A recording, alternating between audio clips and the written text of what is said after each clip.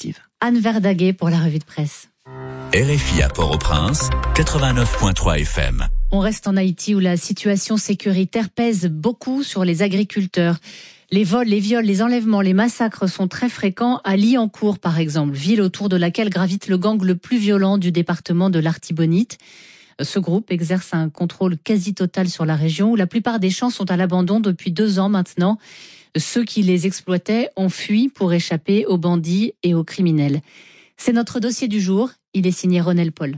Depuis quelques mois, grâce à une présence policière renforcée à Liancourt, certains agriculteurs ont pu retourner sur leurs terres, à l'image de Franz Calixte, responsable de plusieurs organisations d'agriculteurs.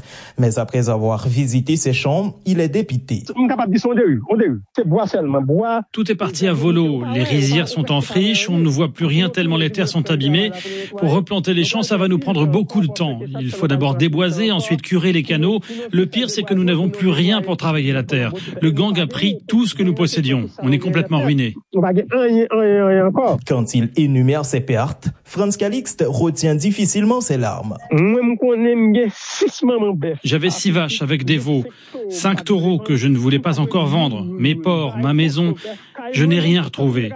À vrai dire, c'est à contre-cœur que je suis parti. Un ami m'avait hébergé chez lui pour que je puisse récupérer un peu, mais j'ai senti que je ne pouvais plus rester. Je pleurais beaucoup, alors je suis retourné à Liancourt en septembre dernier.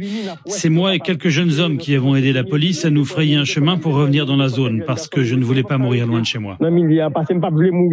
Retourner dans sa localité, mais à quelle fin, puisque le gang sème encore la terreur au milieu de cette population qui n'a plus rien.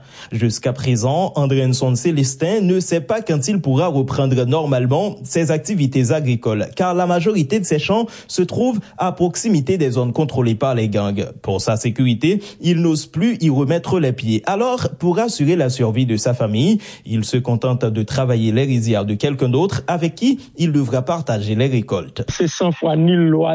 Parce que les gangs sont sans pitié, ils tirent comme bon leur semble, ils tuent quand ils veulent. Par exemple, un proche du beau-frère de ma femme s'était fait kidnapper. Les gangs lui ont brûlé le dos et lui ont mis le feu aux pieds. Puis, ils lui ont fait payer une rançon pour être libéré. Où a-t-il été kidnappé? Dans son champ. Lorsque toi, tu as tes champs à proximité de ces malfrats et que tu es au courant de ces choses horribles, tu n'as d'autre choix que d'abandonner tes terres. Conséquence, plus de 70% des terres agricoles de la région ne sont pas cultivées, constate Kedder Présendieu, membre du collectif pour sauver l'Artibonite, une organisation de défense des droits humains. Face à la situation humanitaire catastrophique à Liancourt, outre la lutte contre les gangs, le jeune avocat insiste sur la nécessité pour les autorités de verser des aides aux agriculteurs. Pour qu'ils trouvent des intrants agricoles, des tracteurs et tant d'autres matériels leur permettant de labourer la terre. Ils doivent aussi avoir accès aux semences et aux engrais pour qu'au moins, lors de la prochaine campagne agricole en été, ils puissent reprendre leur activité comme avant.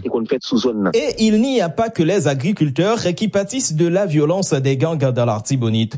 C'est la population dans son ensemble qui subit les conséquences du détournement régulier des camions de marchandises, du contrôle et du détournement de l'eau du barrage qui alimente les terres de la principale région rizicole d'Haïti.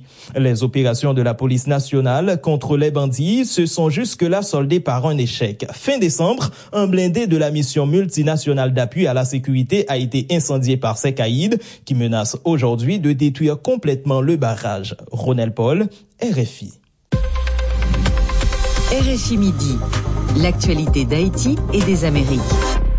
Nous en parlions tout à l'heure. Ce 27 janvier est une journée de mémoire, 80 ans après la libération du camp de concentration.